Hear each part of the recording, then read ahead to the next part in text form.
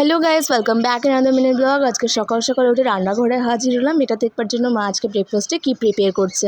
দেন আমি আমার rising complete করলাম। আর আজকে বাগানে দুটো বড় বড় লাউ হয়েছিল, তো সেখান দিয়ে একটা মামার বাড়িতে দিয়ে আসবো। আর এখানে ছিল দুটো কাঁচা আম, যেটা মা আজকে বাগান থেকে পারলো দুপুরবেলা চাটনি করবে বলে। আর তারপর দুটো পটল আজকে শুকিয়ে গেছিলো। আর দেন মা আজকে সব কলাগুলোকে একটু একটু করে ভাগ করে দিচ্ছে।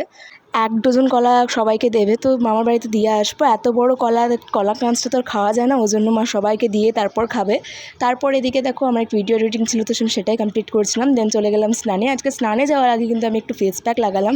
তারপর স্নান সেরে আমি আমার একটা ফেভারিট পারফিউম ইউজ করলাম, আমার খুবই ভালো লাগে এটা। দেন তো দেখলাম মা আজকে আমার ফেভারিট পনির রান্না করছে। এখানে আমি পনিরগুলোকে ভেজে তুলে নিয়েছি। আর আজকে মা করবে আজকে লাউ ডাঁটা দিয়ে কিছু একটা বানাচ্ছে। তো এখানে আলু সিদ্ধ আর লাউ ডাঁটাটুকু মা করে রেখেছিল সেদ্ধ। দেন দিদি আজকে এনে দিয়েছিল টমেটো, তো সেটাকে মা কুচি কুচি করে কেটে নিয়েছিল। তারপর এখানে গরম তেল হতে দিয়ে দিয়েছে সরিষার তেল। টমেটোটা না অনেক ফ্রেশ ছিল আজকে, একটাও পোকো মোকো কিছু বেরোয়নি। তো যাই হোক, তারপর মা এখানে তেল গরম করে ফোড়ন দিয়ে নিয়েছে।